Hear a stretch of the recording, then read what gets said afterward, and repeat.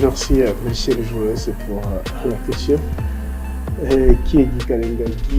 Guy Kalenga Mutombo-Biosir est né le 7 avril d'une certaine année. Il est l'aîné de la famille de Kalenga, dont quatre dans la famille. Si je peux dire, je suis le garçon et 4 filles qui sont mes jeunes sœurs derrière moi plutôt. Je crois que je peux l'éviter. Voilà.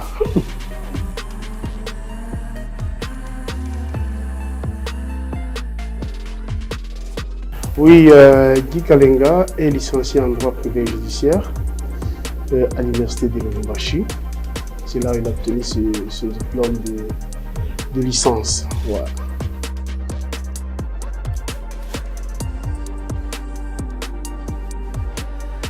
Ah, la passion de faire le droit. C'est vraiment, il y a des noms qui m'échappent déjà, il y a longtemps, mais j'ai toujours été depuis l'enfance, j'ai beaucoup aimé le droit. J'avais beaucoup aimé le droit. Quand j'étais enfant, je me disais que je serais magistrat, je serais un bon avocat. Bon, voilà, aujourd'hui, j'ai pas eu la chance, ils m'ont pas assuré d'être magistrat. Aujourd'hui, je suis ce que je suis. C'est un peu ça.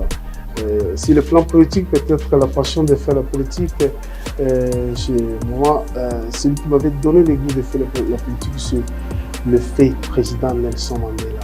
La personne que j'aimais beaucoup quand il parlait, quand il plaidait, quand il défendait son peuple.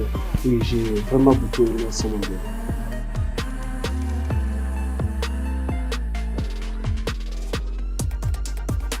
Et écoutez, en politique, rien n'est interdit.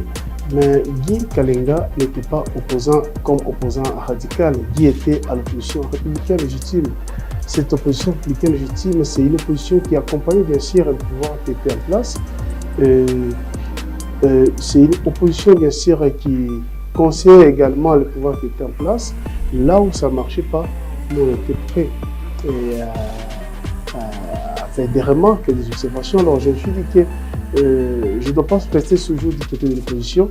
Comme j'ai besoin de servir mon peuple, et quand même à l'opposition je pouvais servir, mais je me suis dit que je dois cheminer ensemble avec le pouvoir en place, pouvoir avec mes idées concrètes, avec mes idées, avec bien sûr mon expérience politique, aussi mes capacités, contribuer à l'émergence et à l'évolution, au développement, vais-je dire, de notre pays. Et c'est ainsi que je me suis dit que je dois participer, partager et cheminer ensemble avec le pouvoir en place.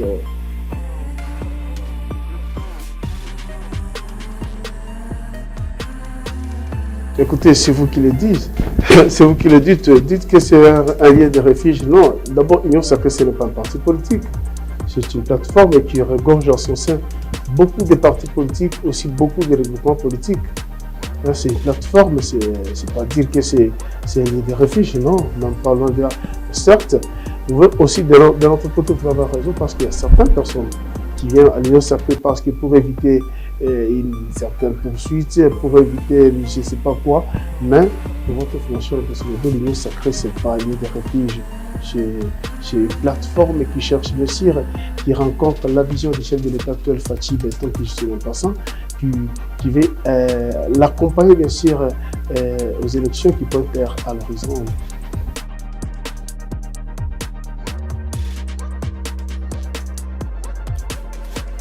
Ah, une très bonne question. Ma vision pour la République démocratique du Congo est celui de voir les sociales soit au vrai sens du mot. C'est le social.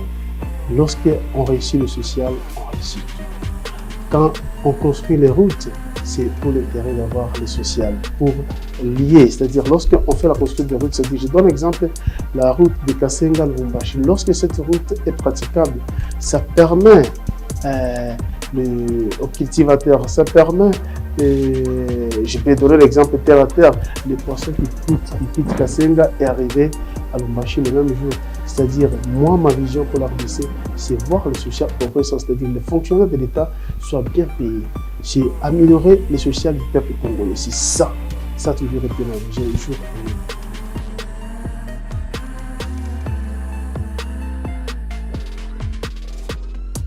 Oh, dans la vie, mauvais souvenir. Jusqu'à présent, jusqu'à aujourd'hui, depuis ma naissance jusqu'à aujourd'hui, et quand je me suis lancé dans la vie politique, mauvais souvenir pour moi, c'est n'avoir pas été élu comme député en 2011, tout comme en 2018. Le fait que j'étais candidat, actuellement on appelle candidat malheureux, et c'est ce que moi je peux dire pour moi, un mauvais souvenir pour moi, parce que pour moi j'étais déterminé en 2011 ou 2018 d'être élu, de représenter le peuple, de représenter la jeunesse. Oui, le fait que je n'ai pas été élu pour moi, c'est un mauvais souvenir.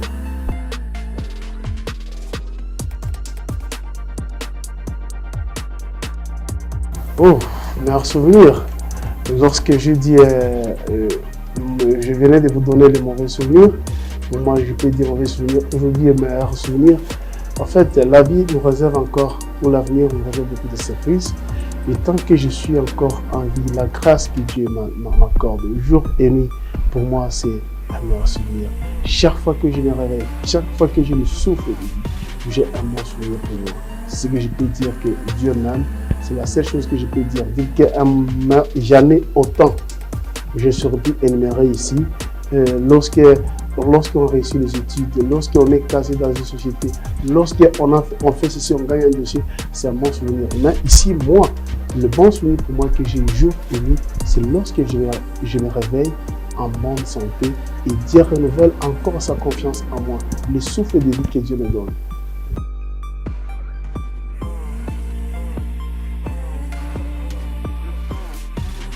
Merci pour cette question que je ne m'y attendais même pas. G15, c'est le groupe des 15 ethnies. Le groupe des 15 ethnies de l'Iterrande Miedi Katanga, c'est-à-dire nous prenons tous les Hauts-Katanga et les Lualaba, c'est-à-dire les Lualaba de Sire et les Sanga de Lualaba. G15 regorge à son sein 15 ethnies, comme vous l'entendez.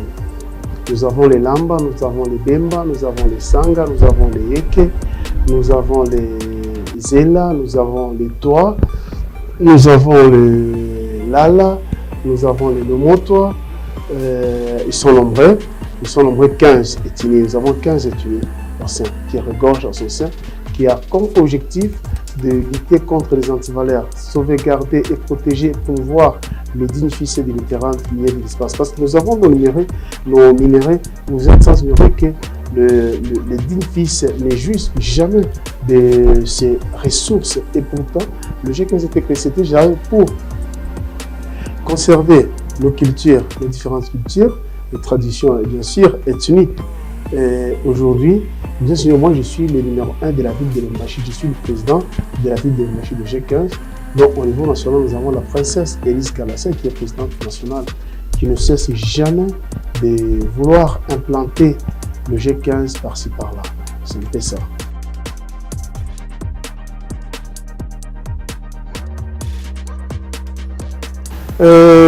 Il y a plusieurs, comme je parlais des 15 étudiants, ils se sont réunis.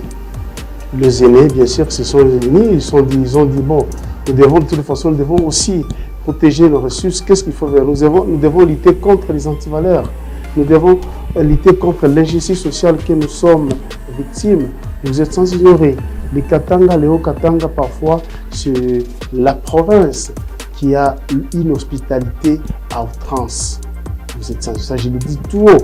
Si dans cette province du Haut-Katanga, alors vous allez trouver un ministre qui n'est pas originaire, vous allez trouver un bourgmestre qui n'est pas originaire, mais nulle part ailleurs, vous pouvez trouver un ministre ou un député, ni non plus un chef de quartier qui n'est pas originaire. Alors nous nous sommes dit, nous devons lutter contre les antivaleurs. C'est-à-dire, quelles que soient nos couleurs politiques, lorsqu'on se retrouve ensemble, nous devons parler que de nos valeurs traditionnelles, nos valeurs politiques, nos valeurs culturelles. Oui.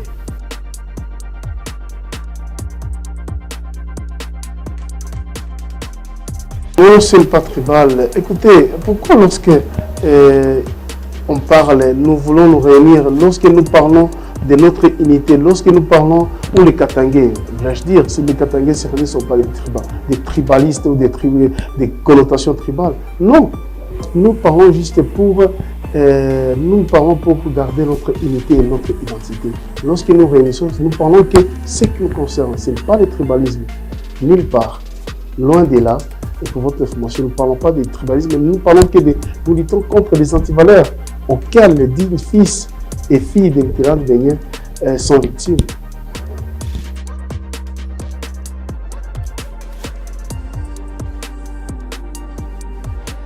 Je ne suis pas en tenue non plus musulman, mais je suis chrétien catholique engagé.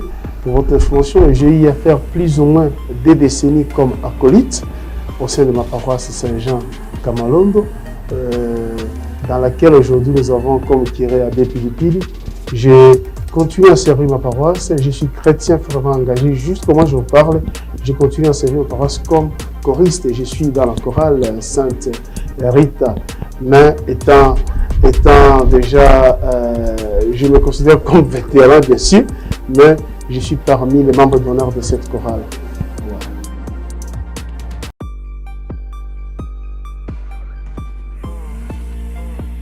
Écoutez, notre religion, l'Église catholique, n'interdit jamais à ses fidèles, à ses chrétiens de faire la politique. Si aujourd'hui notre pays est ce qu'il est, vais-je dire, c'est parce qu'il y a ceux-là qui se disent chrétiens ne sont pas de vrais chrétiens. Si on avait des vrais chrétiens, notre social devrait être à haut niveau. Nous sommes appelés tous à être. Et lorsque nous parlons de chrétiens, lorsque nous parlons, nous citons Dieu, nous devons servir le chrétien. Ce n'est pas le Dieu, on parle de Dieu à côté, on fait souffrir son frère propre ou son semblable. Nous, l'Église catholique, nous encourage de faire la politique, ne nous interdit pas de faire la politique. Qui vous a dit que la politique n'est pas réservée aux chrétiens? Nulle part. Je crois avoir répondu à votre question, monsieur le journaliste.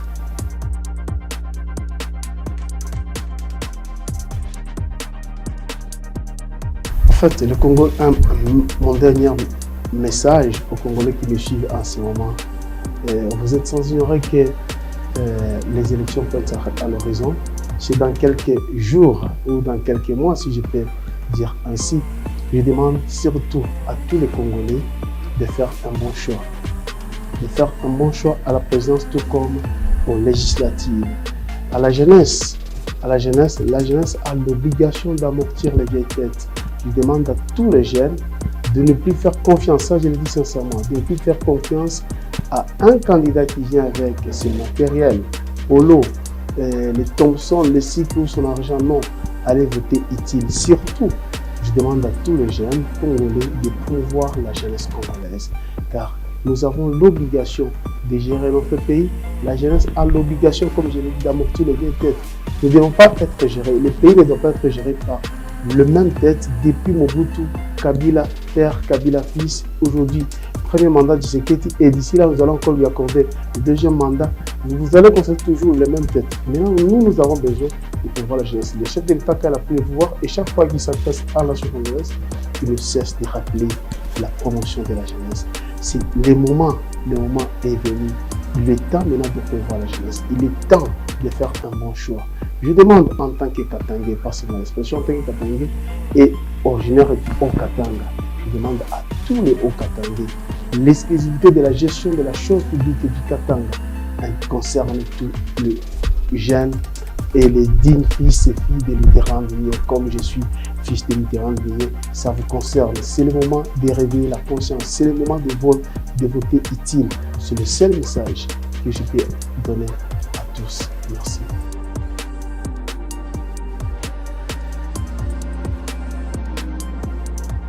C'est moi qui vous remercie parce que c'est ma première fois de participer dans c'est quoi, quelle émission Zoom, la première fois de participer dans cette émission Zoom qui me semble être vraiment utile et très intéressant. Je crois que ce n'est pas la dernière fois et la dernière fois ou la première fois. Je crois que vous pourrez encore revenir avec notre sujet à la prochaine.